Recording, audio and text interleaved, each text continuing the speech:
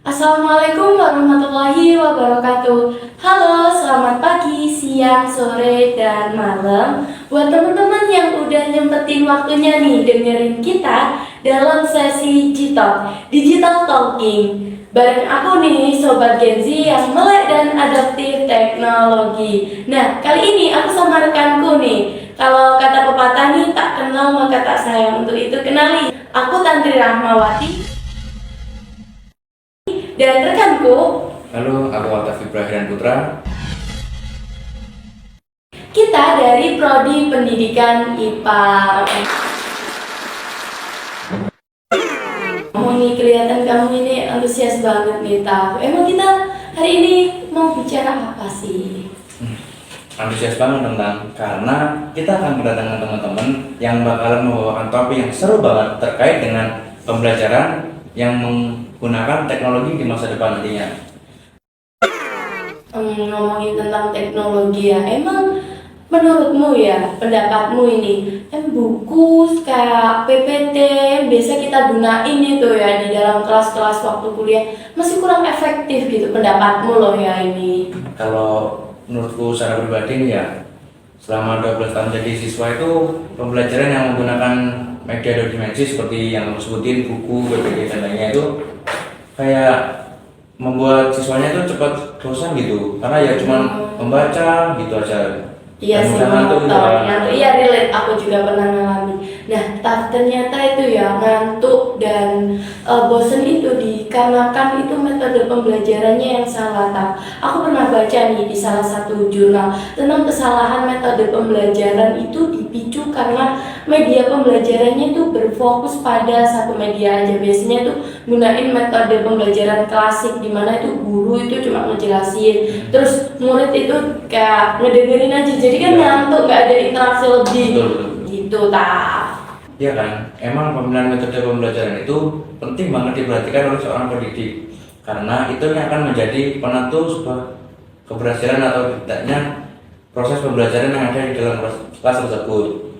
Nah, di zaman yang serba teknologi ini, buku memang masih menjadi sumber yang relevan. Yes. Tapi sebagai seorang pendidik itu, kita juga harus bisa menyelingi Nggak cuma buku aja iya, gitu di ya. samping dengan teknologi yang berkembang di zaman tersebut. Nah, ngomongin tentang teknologi nih, Tak. Emang teknologi kayak gimana sih yang bisa gitu diterapin di dalam dunia pendidikan biar pembelajaran itu lebih seru, nggak ngebosen, nggak bikin ngantuk kayak yang kita alami Iya. gitu. Nah, dulu nih pertanyaanmu Tan, karena kita akan mengundang teman-teman kita yang bakalan membawakan ide terkait dengan teknologi pembelajaran di masa depan nantinya. Tanpa berlama-lama, langsung saja kita panggil Afriska dan Liana. Hai. BTW yang kalian bawa ini apa sih? Tunggu dulu dong. Nanti pastinya aku bakal jelasin ke kalian dan teman-teman online kita. Jadi semakin kepo deh. Tapi sebelum lebih lanjut bahas tentang apa ini, boleh nih kakak-kakak kece ini kenalan terlebih dahulu nama dan dari prodi apa nih kira-kira? Halo, nama aku Liana Lestari dari Prodi Pendidikan IPA Angkatan 24. Hai, aku Aisyah Bu Amanda dari Program Studi Pendidikan IPA Angkatan 24. Tadi aku tuh kan sempat ngobrol nih sama Alta bahwasanya kalian nih punya inovasi teknologi gitu yang bisa diterapin di dalam dunia pendidikan biar pembelajaran itu lebih interaktif lagi gitu.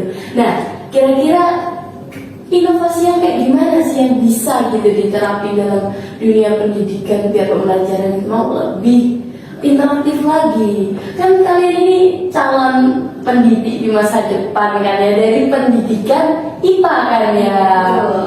Nah, betul itu Tan. Jadi guru itu memang harus dituntut untuk dalam pembelajaran itu mengikuti perkembangan zaman yang ada. Karena kalau kita tidak mengikuti perkembangan zaman, maka murid itu akan cenderung ngantuk, bosan, gitu. Kita harus mengikuti kemajuan teknologi. Kalau teknologi semakin maju ya kita sebagai pendidik harus juga maju juga dong pastinya. Ya, benar banget. Seperti yang kita tahu juga kan kebutuhan siswa itu kan terus dinamis ya, jadi kita tidak bisa stay atau tetap memakai cara yang lama terus? Iya sih, aku juga pernah baca nih di salah satu jurnal. Dia itu ngatain bahwasannya inovasi di dalam dunia pendidikan itu penting banget biar bisa nyelesain suatu masalah di dalam ranah pembelajaran. Nah, ini kan di era globalisasi ini iptek itu berkembang kan, bisa nih kita implementasiin iptek di dalam ranah pembelajaran gitu, biar ngemudahin kita nih dalam proses pembelajaran gitu nggak sih? Bentar dulu kan. Ini kan dari tadi kita bahasanya cuma inovasi aja ya. Dan banyak dari tadi belum ada jawab. Nah, memang dari Agnieszka sama Diana ini punya ide apa sih? Jadi aku sama Tiara tuh kepikiran gimana sih kalau misal teknologi 3 dimensi itu diterapkan pada pembelajaran. Aku juga pernah baca di jurnal bahwa kecerdasan spesial anak yang belajar menggunakan teknologi hologram 3 dimensi itu lebih besar 26,58% dibandingkan anak yang belajar menggunakan metode gambar biasa aja. Nah, jadi aku sama Rena itu berinovasi gimana sih kalau misal teknologi hologram 3 dimensi ini dimanfaatkan sebagai metode pembelajaran yang lebih interaktif dan realistis untuk menunjang pembelajaran yang lebih mudah. Keren banget ya. Jadi siswa lebih antusias gitu ya pembelajarannya. Nah, kalau boleh tahu emang hologram yang kalian bawa ini termasuk jenis hologram kayak gimana gitu sih? Jadi hologram yang kami bawa itu adalah salah satu jenis hologram piramid. Hologram piramid atau proyektor piramid adalah perangkat fisik yang digunakan untuk memproyeksikan hologram menjadi 3 dimensi, di mana dia memiliki 4 sisi yang terbuat dari bahan transparan, bisa dari kaca, plastik atau akrilik gitu. Wow, keren banget ya hologram itu. Yes. Apalagi kalau ini bisa diterapin dalam pembelajaran, pasti siswa itu bakal lebih antusias Ya, seru. dan tidak benar ngantuk ya kan? Iya, benar. Karena ada yang baru. Iya. Iya. Tapi aku sedikit penasaran nih, gimana sih cara kerja hologram itu kok bisa gitu loh, yang dari semula gambar 2 dimensi bisa menjadi gambar 3 dimensi yang muncul ke permukaan dengan bagus banget seperti itu. Iya nih. Jadi cara kerja hologram ini hologram memanfaatkan cahaya dari layar smartphone lalu diteruskan ke mika kaca. Jadi seolah-olah itu gambarnya itu tampak 3 dimensi dan melayang gitu. Nah, ketebalan kaca itu juga berpengaruh pada kejelasan gambar. Jadi semakin tipis mika kaca, semakin jelas juga gambarnya. Jadi intinya dipantulkan ya. Oh, jadi ini semacam bayangan yang bisa dilihat dari berbagai arah gitu ya. Bagus dong kalau diterapin dalam pembelajaran anak IPA dan sebagai Yes. media pembelajaran anak Kedokteran juga, gitu ya. kan ya.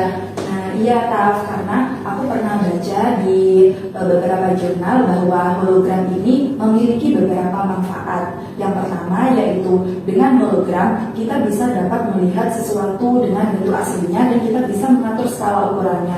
Kan kalau pada pembelajaran biologi pada materi kerangka evolusi itu kan tulang zaman manusia zaman purba sama zaman sekarang kan beda. Nah, kita bisa mengatur kita bisa membandingkan, bisa memberi penjelasan kepada siswa secara langsung. Jadi siswa ini bisa membandingkan gitu daripada lihat di buku atau gambar dan media dijelaskan. Nah, yang selanjutnya itu kita bisa melihat dari berbagai arah, dari depan, samping, belakang gitu. Contohnya pada anak kedokteran pada materi jantung, mengamati jantung secara langsung itu kan kalau hanya 2 dimensi biasanya kan bingung. Kalau kita melihat secara langsung kan secara asli bentuknya itu bisa dapat mempermudah.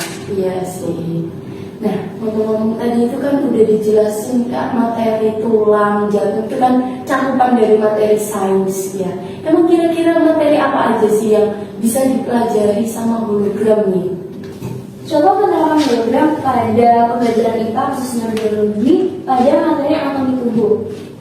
Jadi siswa itu dipermudah dengan adanya hologram ini, siswa itu bisa mempelajari objek struktur tulang manusia. Seperti kita itu kan biasanya melihat tulang seperti di gambar itu kan nggak jelas kayak ukurannya. Iya, biasanya kurang. Kalau misalnya di hologram itu kita tuh bisa lihat ukurannya dengan usianya itu sama gitu. Usia tulang orang yang Dewasa, ya. tua gitu kan. Iya ya sih, ada keterangannya, keterangannya terus ditampilin bentuk aslinya ya kayak gimana gitu. Lalu penerapan lain itu pada materi sistem pencernaan. Kalau misal kita baca di buku itu kan hanya tertera gambarnya sama penjelasan singkatnya aja kan. Lalu juga pada alat peraga itu kita hanya bisa melihat bentuknya saja, tapi tidak bisa melihat cara prosesnya itu gimana. Ya, Karena kan sistemnya ya itu gimana. sistem kerjanya karena kan terjadi di dalam tubuh manusia. Manusia. Ya, kita tidak bisa melihat dengan mata kepala kita sendiri kan. Iya benar-benar. Itu. Nah, aku mau menambahkan dari penjelasan Kak Friska tadi. Materi hologram ini juga bisa diterapkan pada materi sains lainnya, yaitu pada materi sel. Nah, hologram ini bisa juga dibuat video. Jadi kita bisa melihat bagaimana sel itu dapat membelah. Kan sel itu rentan, mudah rusak, dan ukurannya sangat kecil. Kalau dijadikan video kan bisa mempermudah siswa gitu. Ini keren banget ya. Jadi siswa itu bisa berinteraksi langsung gitu ya sama materi pembelajarannya gitu. Jadi lebih interaktif dong. Ya, lebih kan baru Iya. pastinya lebih berwarna. Ya. Nah, aku pernah baca ternyata media pembelajaran itu bisa berpengaruh itu loh untuk siswa. Soalnya kan siswa belajar itu nantinya kan akan bersaing di dunia kerja gitu. Nah, kita itu nggak bisa gitu loh cuma diajari tentang teori aja, harus butuh prakteknya gitu dong. Kayak kita itu diajari tentang teori renang, gaya kupu-kupu, gaya kata, gaya bebas gitu. Kan nggak mungkin cuma sekedar teori, harus butuh prakteknya renang. Lihat cara langsung. Iya, ya namanya dia pembelajaran ini, hologram ini ngebantu banget ya sebagai media pembelajarannya siswa. Ya. Wah, teman-teman fokus sama pembahasan kalian. Tapi ini ya, ngomongin soal kelebihan, emangnya program ini gak ada kekurangannya gitu? Ya pastinya ada kekurangannya dong, karena suatu inovasi baru itu nggak bisa masuk 100% sempurna, pasti ada hambatan atau kekurangannya. Begitu juga dengan hologram.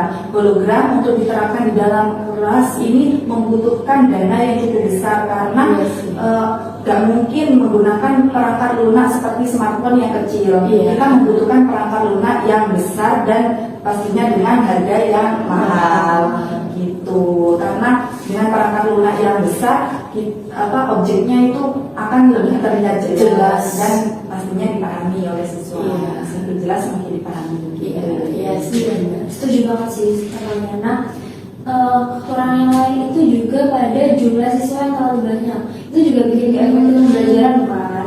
Iya bener banget gak sih. Kayak pengalaman kita waktu praktikum itu kan dibentuk kayak kelompok-kelompok kecil biar setiap siswa itu bisa punya pengalaman langsung gitu, mengamati gitu gak sih? Iya, biar lebih fokus juga nggak sih? Lebih kondusif gitu. Kalau rame-rame kan nggak kondusif. Nah, untuk merealisasikan hologram pada dunia pembelajaran itu pastinya membutuhkan waktu yang cukup lama lah, karena dari segi biaya juga gitu. Pemerintah diharapkan dukunglah inovasi kita gitu, biar pembelajaran itu gak hanya pada PPT aja. Jadi kita ini bisa lebih baru gitu. Siswa itu gak akan ngantuk lah pastinya. Biar nggak monoton juga. Boring gitu kan ya. Kayak guru ngejelasin terus kita cuma denger kan didongengin gitu gak sih? Tidur. Maaf nih teman-teman, kayaknya cukup lumayan panjang nih kita bahas tentang teknologi pembelajaran di masa depan. Iya sih. Mungkin bisa kita lanjut di lain waktu. Iya sih. Di lain kelas lah. Iya, terkendala waktu ya karena. Udah lagi seru ya kan? Iya, nah teman-teman tanpa berlama-lama kita sobat Gen Z pamit undur diri dari sesi digital. Apabila ada kesalahan atau pengucapan, kita mohon maaf yang sebesar-besarnya dan semoga diskusi dalam sesi kali ini bisa menjadi manfaat untuk penonton